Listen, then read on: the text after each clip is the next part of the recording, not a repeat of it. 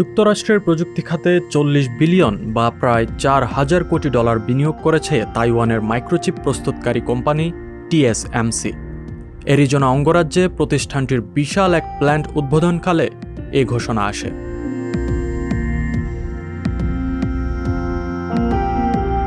প্ল্যান্টের উদ্বোধন করেন মার্কিন প্রেসিডেন্ট জো বাইডেন ও TSMC প্রধান। মার্কিন ইতিহাসে অন্যতম বড় একটি বিদেশি বিনিয়োগ এটি।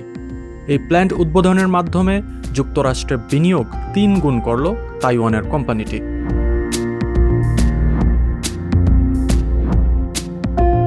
তাইওয়ানের এই প্রতিষ্ঠান বিশ্বের সবচেয়ে বড় মাইক্রোচিপ প্রস্তুতকারী প্রতিষ্ঠান।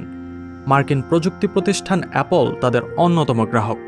নিজ দেশেই সব প্রযুক্তি পণ্যের মূল উপাদানগুলো উৎপাদন করার লক্ষ্য নিয়ে এগোচ্ছে বাইডেন প্রশাসন।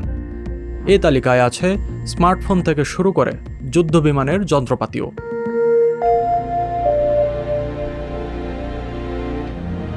যুক্তরাষ্ট্রের অ্যারিজোনা প্ল্যান্টে 3 ও 4 ন্যানোমিটারের চিপ বানাবে TSMC, যার মূল ক্রেতা অ্যাপল।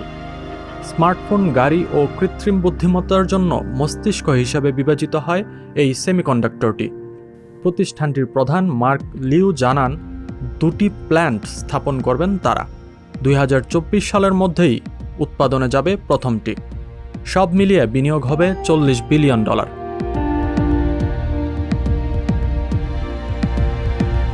যুক্তরাষ্ট্র ও চীনের মধ্যে বাড়তে থাকা উত্তেজনার মধ্যে এই বিনিয়োগ মার্কিন অর্থনীতিতে গতি আনবে।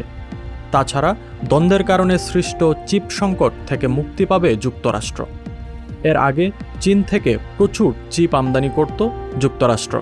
মাইক্রোচিপ টেকনোলজির যাত্রা শুরু হয় 1989 সালে। প্রথমে এর নাম ছিল মাইক্রোকন্ট্রোলার। 3 দশক ধরে পেছনের সারিতে থাকা এই ব্যবসা এখন সকলের নয়নের মণি।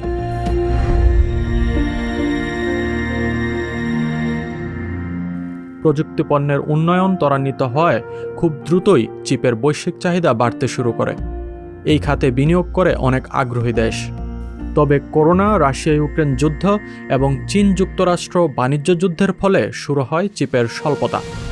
ফলে প্রযুক্তিটির চাহিদা বেড়েছে প্রায় 50%। এই চাহিদার সাথে উৎপাদনের সমন্বয় করতে বিনিয়োগ বাড়ায় কোম্পানিগুলো।